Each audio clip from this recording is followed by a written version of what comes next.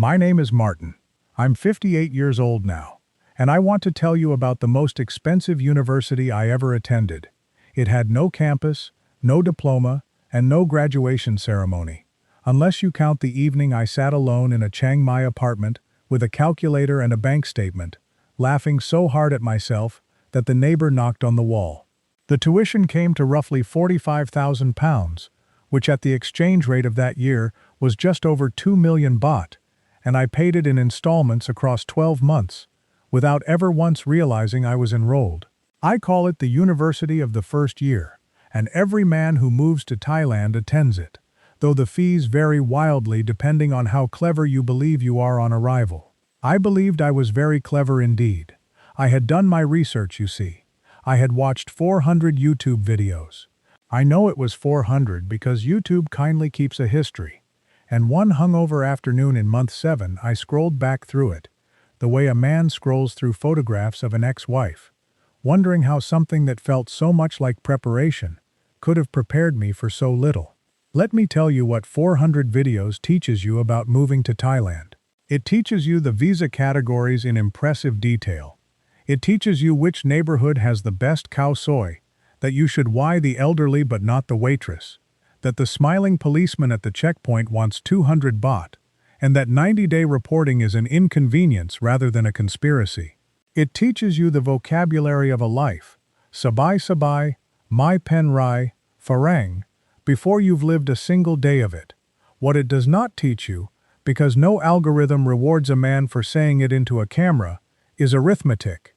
Not one of my 400 professors ever said, "Martin, sit down tonight with a piece of paper and write what you will actually spend in month 1, month 2, month 3, and then add 40%. Because you are not the disciplined monk in your imagination. You are a redundant IT manager from Manchester with a payout burning a hole in your pocket and a personality you've never once tested in a warm climate." That video doesn't exist. I've since looked for it, the way you look for a friend at a funeral. The payout was £62,000, which is about 3,400,000 baht. And I want to be precise about the numbers throughout this story, because numbers were exactly the thing I refused to be precise about at the time. 26 years at the same company, a decent send-off, a card signed by people I mostly liked, and a divorce 3 years cold that had left me with half a house's worth of equity and a daughter, Sophie, who was grown and busy and kind to me on Sundays by telephone. When the redundancy came, I did not experience it as a catastrophe. I experienced it as permission. The videos had been my secret vice for 2 years by then, watched at lunch breaks and in the bath, and somewhere in that scrolling, I had stopped researching a holiday and started rehearsing an escape. Chiang Mai was the destination the algorithm chose for me, if I'm honest. The digital nomad capital, the mountain air, the old city moat glittering in 1,000 drone shots, and I accepted the assignment like a man accepts a compliment. Nobody scammed me into coming, and I want that on the record early. Nobody scammed me at all. In fact, at any point in this entire story, every pound I lost I handed over personally, cheerfully, and with a small tip on top. I landed in November, which anyone will tell you is the finest month in northern Thailand, and this is the first course of my tuition, so pay attention. I made a 12-month decision based on a 2-week feeling. The air was cool and smelled of jasmine and grilled chicken. The sky over Doi Suthep was the kind of blue Manchester issues on license, twice a year. On day 3, I signed a 12-month lease on a 1-bedroom in Nimmenhamen, the fashionable district, at 22,000 baht a month, about £500. The building had a rooftop pool I would use 4 times in a year and a gym I would visit to photograph. The agent, a lovely woman who laughed at all my jokes, mentioned that similar apartments 2 kilometers north in Chiang Phuoc went for 9,000 baht. I heard her say it. I remember hearing it. But the videos had been filmed in Nimmen, you see. The cafes with the concrete floors and the hanging plants were in Nimmen. If I lived anywhere else, whose life would I be living? So I signed. And with the deposit and the agent's fee, I spent 110,000 baht, call it £2,500. before I had spent a single night learning which district I actually liked. It would turn out, 11 months later, that the district I actually liked was Chiang Mai. I know. I want you to laugh. I do. While we're on the subject of week 1, let me confess the memberships, because they belong to the same module, and the invoice was itemized. In my first 8 days I joined 3 things.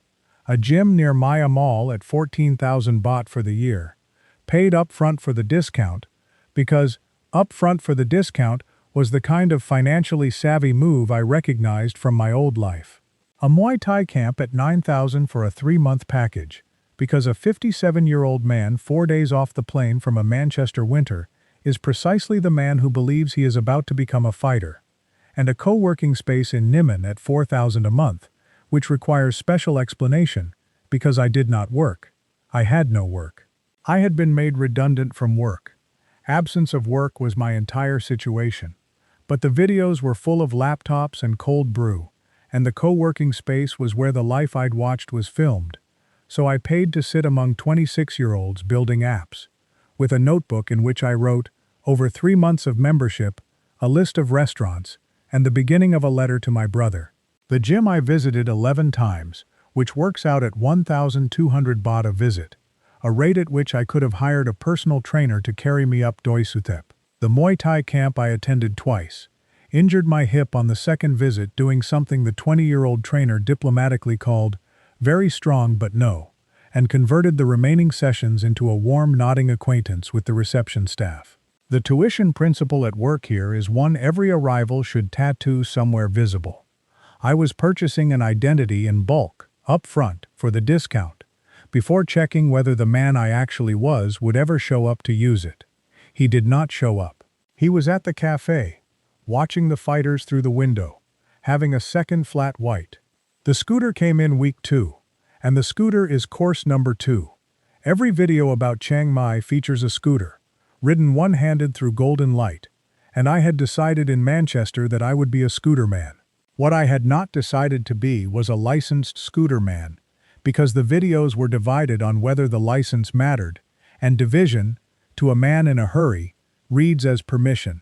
I rented a Honda Click for 3,000 baht a month, roughly 70 pounds, and for 9 glorious days I was the king of Hoi Ko Road. On the 10th day a Song Thao, the red shared taxis, for those who haven't been, stopped in front of me the way Song Thaos stop, which is to say religiously, without warning, wherever a passenger raises a finger, and I met the tarmac of my new hometown at approximately 30 kilometers an hour. 7 stitches in my forearm at Chiang Mai Ram Hospital, 4,200 baht for the privilege, and here is the punchline you've already guessed. The travel insurance I did have excluded motorbike accidents for unlicensed riders, a clause I discovered in the waiting room, reading my policy properly for the first time on a phone held in my unstitched hand. Total tuition for the transport module, including the bike's repairs, which were somehow my responsibility per a rental agreement I had signed with the thoroughness I was now making my signature style, about 9,000 baht. Cheap, honestly, as these lessons go. The stitches healed. The habit of not reading things took longer. I should introduce golf, because golf enters in week 2 as well, and golf is the entire faculty of a certain department. I met him at the visa agency where I'd gone to sort my retirement extension, a compact man in his 40s, with excellent English, a motorcycle jacket in 30-degree heat, and the specific warmth of a man who has decided, on sight, to become your friend. And he did become my friend. I want to be fair to golf, because the internet is full of stories about predatory fixers, and golf was not that. Golf was something more interesting, and much more common, a professional friend, a man whose friendship was genuine, and whose invoice was also genuine, and who saw no contradiction between the two because there isn't one, in his economy. Golf knew a man for everything. Golf's man for curtains, Golf's man for the bank account, Golf's brother-in-law for the lease translation, Golf's cousin with the pickup when I moved. Every service arrived swiftly, warmly, and at what I would eventually learn was a rate the locals would have found hilarious. When my washing machine broke, Golf's man fixed it for 1,800 baht. Mrs. Duangjai next door, who I'll come to, later told me her repairman charged 400. The difference, 1,600 baht a time across a year of small emergencies, was what I have come to think of as the friendship tax. And I want to tell you something true. I don't fully regret it. Golf answered his phone at 11 p.m. the night of the dengue. We'll get there. But in month 9 I learned Golf's actual profession, and I'd like you to hold that question the way I held my forearm on Hoi Ko Road, with surprise and a certain respect for the impact. Since I've mentioned the visa agency, let me file the paperwork module here, because it cost less in money than anything else in this story, and nearly the most in dignity. The retirement extension itself is straightforward if you have the 800,000 baht seasoning in a Thai bank, which I did, having transferred it in month 1 at an exchange rate I checked, for the first time in my life, after the transfer rather than before, a sequencing error worth about 400 pounds, and the bank teller's face as she watched me realize it was a masterpiece of professional neutrality. But the extension also requires attendance, and attendance is where the education lives. My first 90-day report, I arrived at Chiang Mai immigration at what I considered a canny 9 a.m. to find a queue that had formed, I later learned, at 5:30, populated by veterans with folders, actual folders, tabbed, with photocopies in duplicate, and thermos flasks, and the settled patience of men attending a familiar religious service. I had my passport and confidence. I was sent away twice, once for photocopies, obtainable from a shop 3 doors down at 2 baht a page, whose entire business model is men like me, and once for a form I had filled in the wrong color ink, which I want to state for the record, I still do not fully believe, but I bought the correct pen from the same shop, whose business model deepens on inspection. Total elapsed time, 5 hours 40 minutes. The veteran beside me in the final queue, an American with a folder that had seen empires fall, watched me fanning myself with my incorrect form and said, without turning his head, "First one?" And when I admitted it, he nodded slowly and said the 4 most Chiang Mai words I'd yet heard. "Bring a book next time." Golf, I should say, had offered to handle the whole morning for 3,000 baht. I had declined, on principle, to prove I could stand in a queue unassisted. I stood in 3. The principal cost 5 hours and taught me the actual price of Golf, which is not the fee, it's the folder. Golf owns the folder, so you don't have to become a man who owns the folder. By year 2, I owned the folder. There is no version of this country in which you escape the folder. Now the bank statement. I want to place you precisely in time. This is the end of month 1, early December, and I am sitting in a cafe on Niman Soi 9, paying 140 baht for a flat white, which is more than I paid for coffee in Manchester, a fact I had successfully avoided computing for 30 days. The app loaded. I looked at the number. I looked away, at a hanging plant. I looked back. In my first month in the cheapest country I had ever lived in, I had spent 161,000 baht, 3,700 pounds. In Manchester, in my working life, running a car and half a mortgage in the rain, I had lived comfortably on 2,800. I sat there doing the sums a redundant IT manager can, unfortunately, do very quickly once he finally opens the spreadsheet in his skull, and the sums said, "Your 62,000 pounds, which the videos implied would last a decade, is on current form a 17-month runway." 17 months. I remember the cafe's playlist, some acoustic cover of a song that didn't need covering, and I remember deciding, with tremendous maturity, that month 1 didn't count. Setup costs, I told the plant. Every business has setup costs. The plant, being a plant, agreed. This is the moment I want every man watching to circle in red, because this was the exit off the motorway, clearly signposted, and I sailed past it at speed with the windows down, singing. Because here's what the videos really don't tell you, and what I've never once heard a man admit at a bar until I started admitting it first. The danger in Thailand isn't the cost of living. The cost of living is a lamb. The danger is the cost of the person you become, and I became, in the space of about 6 weeks, a man I'd never met before. In Manchester, I was Martin from the office. Reliable, a bit dry, the man who did the leaving collections and drank 2 pints on a Friday. In Chiang Mai I discovered, at 57, which is a ridiculous age for the discovery, that I loved being generous in public. Loved it. The first time I bought a round for the whole table, at a bar off Loy Crow, and the table cheered. Something lit up in me that a quarter-century of quarterly performance reviews had never touched. There's a specific chemistry to being the farang who gets the bill, the reliable good bloke, the one who says put your money away, and that chemistry costs, on the nights I later reconstructed, between 2,000 and 4,000 baht a session. I wasn't drinking more than the men around me. That's the trap's elegance, I checked, in my defensive months, and it's true. I was simply there more nights than my budget was. And the men around me, the veterans, the ones nursing one Chang for 2 hours, had budgets. They'd paid their tuition years ago. They watched me pay mine with the gentle eyes of alumni, and not one of them said a word, because you can't. I know that now. You can't tell a first year anything. The birthday deserves its own paragraph because it was the single most expensive evening of my year, and I still can't tell it without smiling. Late January. A bar on the Moat Road. A woman I'd been chatting to mentioned it was the barman's birthday. A barman I did not know. At a bar I had visited perhaps 3 times. And Martin from Chiang Mai. That magnificent idiot. That beloved recent invention. Called Drinks for the House. The house, it turned out, held 22 people.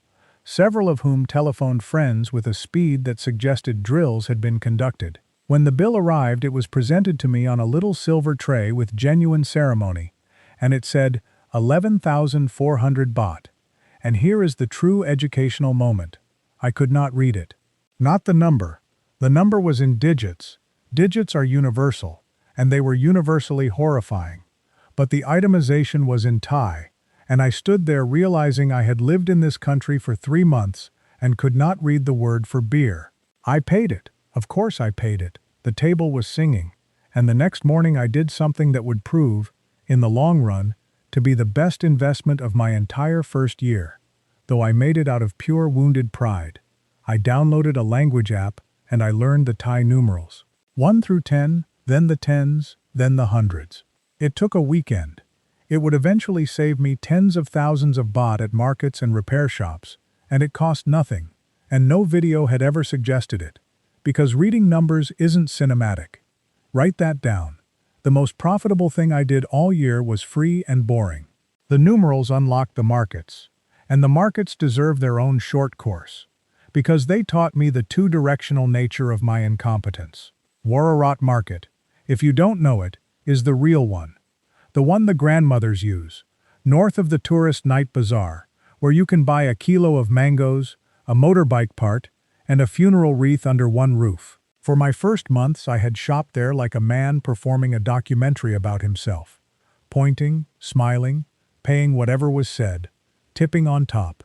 Tipping, at a wet market, an act the vendors received with the flawless courtesy Thais reserve for the truly baffling. And when I did try to negotiate, coached by a video called something like, "Never pay farang price," I did it at the wrong moments, over the wrong amounts, with the wrong energy, grinding a fruit vendor over 20 baht, which is 40 pence, while cheerfully overpaying golf's man 1,600 for the washing machine in the same week.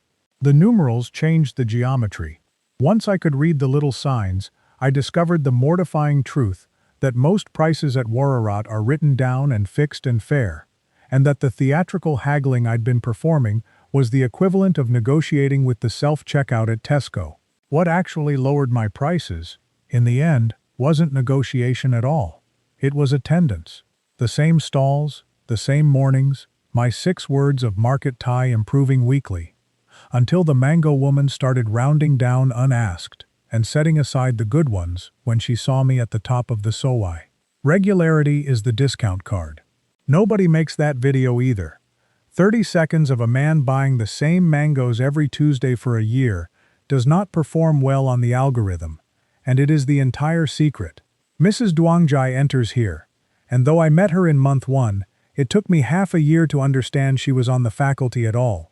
She lives, in the unit beside mine in Niman, a retired school teacher in her 70s. And for months, our whole relationship was my too loud television and her flawless, devastating politeness about it. The wall knock system began as an apology. 1 knock from her when the volume crept up, 2 knocks from me meaning received and sorry. Over time, without a single conversation to negotiate it, the code grew. 2 knocks became a general all is well. She began leaving things on my door handle in small bags. Rambutan, once a container of gang hung lei that rearranged my understanding of what pork could be, and I began carrying her water bottles up from the lobby and fixing, in one heroic afternoon that deployed my entire IT career, her grandson's laptop. She spoke maybe 40 words of English and deployed them like a sniper.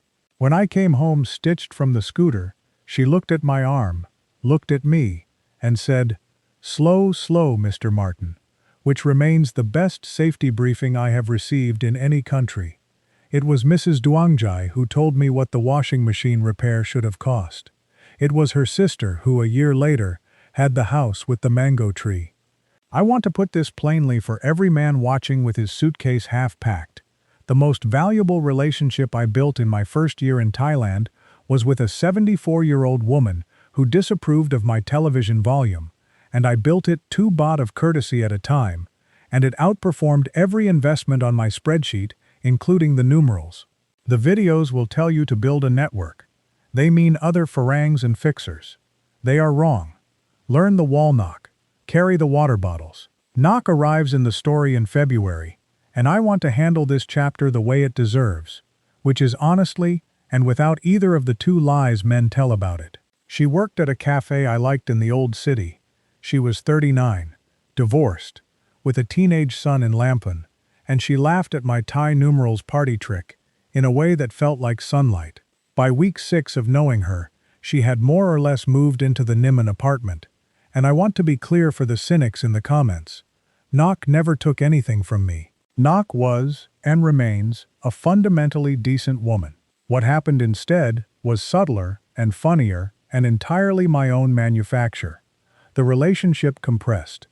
Things that take 2 years in Manchester took 2 months in Chiang Mai, because I had no job, no structure, no mates from school, nothing to slow me down to a human speed. By week 8, and I have since learned, from the veterans, that week 8 is so standard it should be printed in the arrival card. Her cousin needed help with a rent deposit. 8,000 baht. Not a scam, before anyone starts. A real cousin, a real room. I saw it. I was thanked with a meal that remains one of the best I've eaten. But it was the door opening onto an economy I did not understand. The economy of obligation, where my role was being written for me in a language I couldn't read, by people who assumed I could read it because I kept nodding. I paid the 8,000. I paid a few other 8,000s over the following months, each one reasonable, each one real. The relationship ended in September, gently, without villainy on either side, when she told me, kindly, over noodles at Wararat Market, that I seemed like a man who didn't know what he was doing yet, which stung precisely because by September, I finally, painfully, agreed. April brought Songkran, and Songkran brought the module on festivals, which is short and soaked. If you've only seen the videos, and I had seen, at a conservative estimate, 30, you know Songkran as the world's biggest water fight. 3 days of joyous chaos around the old city moat, and the videos are for once accurate about the event, and silent, as ever, about the arithmetic. My Songkran costs, itemized, 1 iPhone, drowned in the front pocket of my shorts, within 90 minutes of the first morning, despite the waterproof pouch I had bought, and then, in the excitement, left hanging on the towel rail. 28,000 baht for the replacement, plus the special humiliation of the Apple shop assistant's face, which said "fourth one today" without her lips moving. 1 pair of prescription glasses, gone into the moat itself during an ambush by a truckload of teenagers whose aim would serve Thailand well in any future conflict. various rounds of Chang for total strangers in the spirit of the season, untrackable but not small. And one chest infection from 3 days in wet clothes, because the water is moat water, my friends, that famous glittering moat. And a man of 57 metabolizes moat differently than the 22-year-olds in the videos. Total festival tuition. Call it 40,000 baht. Do I regret it? Here is the honest answer that budgeting videos can't afford. Not 1 baht. It was the best 3 days of my first year. I laughed until my face hurt. A grandmother in a pickup truck ice-watered me with a devotion I still admire. The lesson isn't don't. The lesson is budget for joy. Put a line in the spreadsheet that says festivals. Fill it with a real number, and then go get ice-watered debt-free. Joy on credit is the only joy this country punishes. It was around then, in the flat hot months, that I began my accidental fieldwork at what I came to think of as the veterans table, and I want to describe it properly because it was the best economics faculty in Chiang Mai. Every long-stay bar has one. The table of men who have been here 15, 20, 30 years, who arrive at the same hour, sit in the same configuration, and nurse. Nurse is the only verb. Their drinks with the unhurried economy of men who have made every mistake on the menu and kept the receipts. For months, I'd read them completely wrong. I'd thought they were the sad ones, the cautionary tale in the corner, and I'd stood them rounds with the breezy pity of the new rich. They accepted the rounds with perfect manners, the way Mrs. Duangjai accepted my television. It took the audit to make me see what I was actually looking at. Survivors. Men whose spreadsheets balanced. Men who knew the price of everything in the room, including me, and who had watched 100 Martins blow through like weather, and who said nothing, ever, unasked. Not from coldness but from data, because they had tried the saying, decades ago, and logged the results. After the audit, I started arriving earlier, buying less, listening more, and their economy opened to me a sentence at a time. Which mechanic? Which month to renew? Which lawyer? Which so-swai? Flooded in September. The tuition I paid at that table across year 1, in rounds and in pride, perhaps 30,000 baht. The curriculum they gave me in year 2, once I finally shut up, priceless, and sold only for attendance, same as the mangoes. Somewhere in the middle of all this, April, the hot season, when the air over the city turns to soup and the tourists thin out, came Week 8 thinking's final form, and every veteran watching has already guessed it, so let's say it together. I decided to look into buying a bar. I want you to understand the mental state honestly, rather than mock it from a distance, because the mockery teaches nothing. 4 months in, I was spending without earning for the first time since 1989, and a man spending without earning develops an itch that feels exactly like ambition. The bar wasn't greed. The bar was a plan to make the math stop being frightening, dressed up as a dream. I spent 3 weeks looking at a place near the night bazaar with a Kiwi who was selling up. 60% of my remaining money would have covered the key money and first year, and I sat with the numbers in the evenings feeling, for the first time since Manchester, professionally alive. What saved me was not wisdom. I want this on the record because it's the truest sentence in this story. What saved me was a coincidence with a beer in its hand. An Irishman named Declan, 20 years in Chiang Mai, overheard me talking terms at a cafe and asked me one question. Had the Kiwi shown me the lease or the story about the lease? I said I'd seen a document. Declan asked, in Thai or in English? And in the silence where my answer should have been, my entire future forked. The lease, when Golf's brother-in-law translated it for a fee I paid without complaint for once, had 4 years left, and a renewal clause worth nothing at all. The Kiwi wasn't a crook particularly. He was just a man further along the same conveyor belt, selling his seat on it. I walked away, and I count the bar I never bought as the biggest earning of my year. Money I made by not moving. The dengue is the chapter I'd skip if I were selling you something, so it stays in. Early June, the start of the rains, and it began as what I assumed was a hangover with ambitions. By the second night it was a fever that made the bedsheets feel like wet cement, a headache behind my eyes like a thumb pressing, and the specific fear, I'll say it plainly, of being very sick, alone, at 2 a.m., in a country where I did not know the number for an ambulance. I lay there sweating and doing something I hadn't done in 40 years, which was wanting my mum, who has been gone since 2009. There's no joke in this paragraph. I telephoned Golf at 11 because Golf was the only number in my phone that would answer, and Golf came, drove me to Chiang Mai Ram, sat in the corridor half the night, and rang me twice a day for the week I was on the drip. Dengue, uninsured. The proper health policy was another thing I'd deferred, because the premiums at 57 had offended me. Cost 58,000 baht, about £1,300, and it was the cheapest important thing that happened to me all year. Because on the drip, hydrated and humbled, I finally understood what the empty evenings and the rounds of drinks and the almost bar had been circling. I had moved my body to Thailand and left my life back in Manchester, and a man with no life will buy one nightly, retail, from whoever's selling. I bought the health insurance from my hospital bed. 41,000 baht for the year. The premium had not gotten cheaper. The man paying it had gotten realer. The rains, after the dengue, taught the module nobody warns you about, because it can't be filmed. The empty hours. July and August in Chiang Mai are green and thunderous and gorgeous in the afternoons. And they are also, for a man with no job, no family in the hemisphere, and a social life built entirely on venues, very long. This was the stretch when I finally met my actual enemy, and it wasn't the money. The money was only ever the symptom. The enemy was 2 p.m., the specific texture of a Tuesday 2 p.m. with rain on the windows, 40 more years of Tuesdays notionally in stock, and nothing on the calendar until the bars opened, at which point the solution to 2 p.m. cost 2,000 baht and created tomorrow's 2 p.m. I understand now, in a way no video ever taught me, that half my first year's spending was not consumption at all. It was anesthesia for unstructured time. The bar rounds, the co-working theater, the almost bar itself, all of it was a man trying to buy back the thing redundancy had actually taken, which was never the salary. It was the Tuesday shape. So in August, on the drip's advice, I built shape by hand. And it cost almost nothing, which is why nobody sells it.